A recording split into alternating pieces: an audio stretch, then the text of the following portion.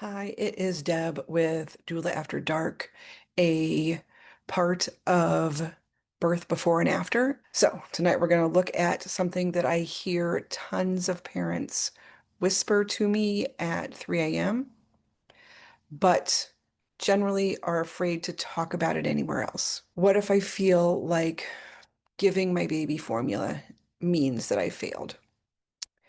If that thought has ever even crossed your mind, stick with me and we're going to discuss it. We're going to unpack it gently, not defensively or aggressively, just honestly. So let's jump right in. If you're feeding your baby, you're not failing. Before I say anything else, I want that to sink in. But I also know that reassurance doesn't make the feeling disappear. Feeling isn't logical. It's emotional, it's layered, it's cultural, it's hormonal. And sometimes it's just plain old grief. Nobody hands you a baby and says, oh, by the way, your worth will now be completely tied to your milk output. But somehow that's how we feel a lot of times. We're surrounded by messaging. Breast is best. Your body was just made for this. Don't give up. Try harder. It's all just supply and demand. But here's the tricky part. Breastfeeding can be beautiful.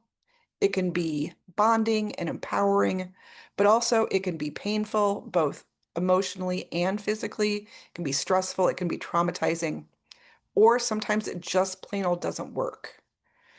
All these truths can happen at the same time. I was just talking to a lactation person the other day, Lauren from North Shore Lactation, and I'll put her information down in the bottom. Here's what she told me when I was talking about this subject. She said, as a lactation consultant with over 15 years experience, I'm the first person to suggest formula when it's needed. Fed is truly best. More volume equals more weight gain. If we need formula to get there, then that's okay. I've given formula to my own babies. This is Lauren talking, and they are doing great. Let's normalize formula and take the stigma away. A healthy fed baby means a healthy parent too. Let's support each other. Being a parent is already hard enough. That was Lauren from North Shore Lactation. So let's dive all the way into the topic. First of all, for some parents, breastfeeding isn't just feeding. It becomes proof of your parenting skills, proof that your body works, proof that you're doing this right, proof that you can do hard things, proof that you are enough. So when it doesn't work the way that we had hoped, it doesn't just feel logically like a feeding change. It feels like a whole identity crack. And that really hurts. Then we have the whole comparison cycle. You look on social media, you see people raving about breastfeeding, you see freezer stashes of breast milk, you see schedules of pumping, you see glowing parents nursing.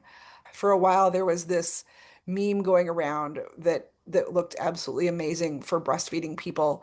What you don't see, though, is a lot of people talking about the downsides, the mastitis, the cluster feeding at 2 a.m., the latches that are challenging, especially at 2 a.m., where the baby screams, you cry, everything is challenging. The tears in the bathroom at work because you're trying to pump and you don't have a place to pump.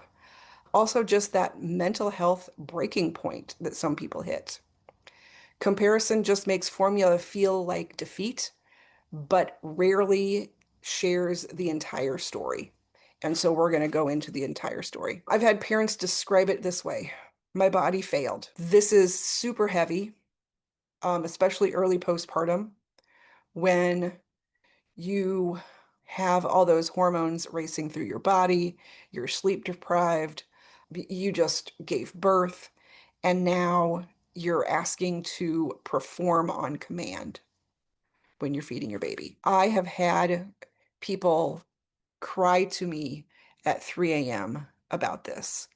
And we talk about it. We go through what we can do, what things will help, but also I give people permission to supplement. Maybe supplement once, maybe supplement regularly, maybe completely give up the idea of breastfeeding.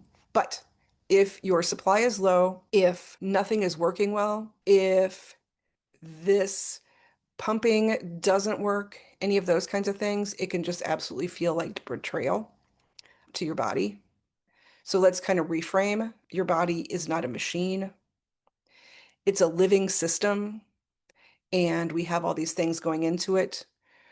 Lack of sleep, stress, your birth experience, whether that be positive or negative, hormones, your body's anatomy plays into this, your history. Maybe you have past trauma. Milk supply is not a moral grade, okay? It's a biological process. But biology is not a character trait. Sometimes the failure doesn't even come from inside. Maybe someone said to you, don't give up. You need more or better support. They've suggested a supplement. And my opinion on some of the natural supplements is that it may help some families, but it is not for everyone. I've worked with families that have tried the supplements and it just doesn't help. So, again, not that you're failing, it's just that those specific supplements weren't for you and don't help. What if somebody posted something like, if I did it, anyone can, meaning that it was hard for them, but they were able to overcome? That person is not you and can't tell you what you feel. And while it might have been challenging for them, it is not the same for you. All of a sudden, formula just feels like you are quitting. Formula should feel just like a neutral feeding choice, but that's not what it feels like a lot of times. Choosing formula is not giving up something, it's choosing peace, protecting your mental health potentially, ending the cycle of pain, either physical or emotional. Sometimes it's actually making sure that you enjoy your baby. That's not failure. That's just making a good judgment call. So, I talked about mental health. Let's dive into the mental health part a little bit more. If feeding is causing you panic, obsessive tracking, I'm talking over the top obsessive tracking. If the idea of latching causes panic, if you have tears when it's time to feed the baby, if the baby cries for 20 minutes while you're trying to latch the baby, dread, sleep deprivation beyond what's tolerable for us, if you have resentment towards your baby or your partner, that is just not sustainable. Yes, your baby needs nourishment, but they also need a regulated caregiver. If formula supports that, it's winning. Let's talk a little bit about grief. Grief is real. Even when formula is logically the right choice for you, you can still grieve. You can grieve about the thought of actually breastfeeding, the image that you had in your head before you had the baby, the bonding that you thought breastfeeding would be, the experience that you hoped for. Grief doesn't mean that you're making a wrong decision. It means that it mattered, and all of this can be true. That it's important for you to supplement or completely use formula, and grief can happen at the same time. One of the families that I worked with, I've worked with them twice. The first time they attempted breastfeeding and we just weren't getting anywhere. And about 2 weeks in, they chose to switch over to formula. Then I worked with them for baby number two. We developed a plan very early, and breastfeeding was still important. She could only breastfeed on one side, so we had to work with the physical issues that were going on. And she did nurse for about a month before we started learning that the baby was having some issues with milk intolerance with different allergies. She tried cutting out a lot of different things, all those normal things. And so we made the very challenging decision to go ahead and switch over to formula. And she actually ended up using a formula that had to be prescribed so that the baby could continue to thrive. Your feeding method is only one chapter of this whole book. And if we're talking about attachment, because I hear that breastfeeding is attachment, I'm not talking about the actual attachment style parenting.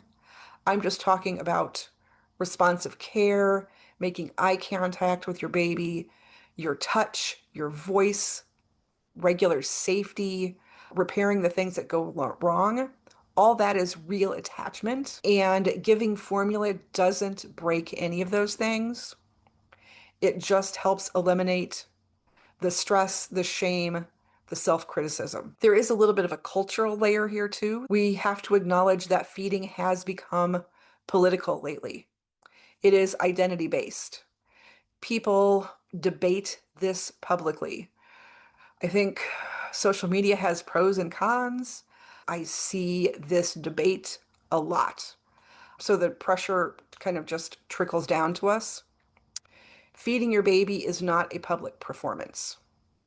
It's a private decision between you, your care provider, your body, your baby, your family, your mental health.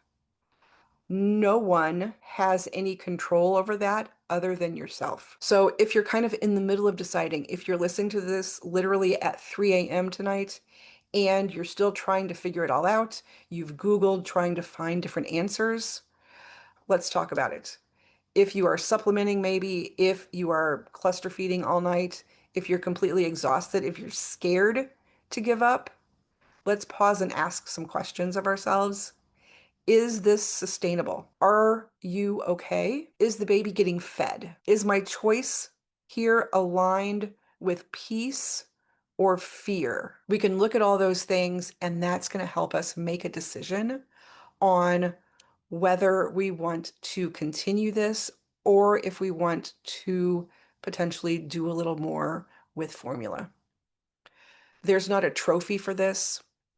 You don't have to handle things the absolute hardest way possible. Please do things that are sustainable for you. You're not less than, you're not less bonded with your baby, you're not less committed to this, you're not less natural. We hear that a lot. You're not less loving. Feeding your baby formula doesn't erase the months that you carried them, the rocking, the soothing, the midnight pacing, the tears. Parenthood is not measured in ounces. Share this out loud. If your brain is still kind of whispering to you, you should have tried harder, question that voice. Is it yours? Is it culture? Is it comparison? Is it fear? Shame really thrives in silence. So tonight we're going to say it out loud. If you are feeding your baby, you're not failing. If you choose formula to protect your mental health, that's strength. If you are grieving and relieved, that's human nature. You are allowed to choose peace and redefine what success looks like. And your baby, they need you to be regulated more than they need some unrealistic version of perfect. Right now, especially with social media, there's so much emphasis on doing everything right and perfect that really doesn't exist, okay? You're not a milk machine. You're a parent. I want you to think about what your baby, your child may say in 10 years. They're not going to say, "Thank you so much for exclusively breastfeeding me for a year." They're going to say things like, "Thanks for being there with me. Thank you for doing these fun things with me. Thank you for letting me have cereal at night once." It's going to be all about you loving and caring. They aren't going to know that you fed them with formula versus breast milk. If this is really hitting tonight, if you're experiencing guilt over formula, if you're just so tired that you can't think straight, that you're just trying to survive another night, I have developed what I call the night reset session, which is designed exactly for this kind of space. It's one call with me, a clear plan, and then room to breathe. If you want more details, they're down below in the link. Again, this is Deb with Birth Before and After. I will see you next week. Thanks so much for coming.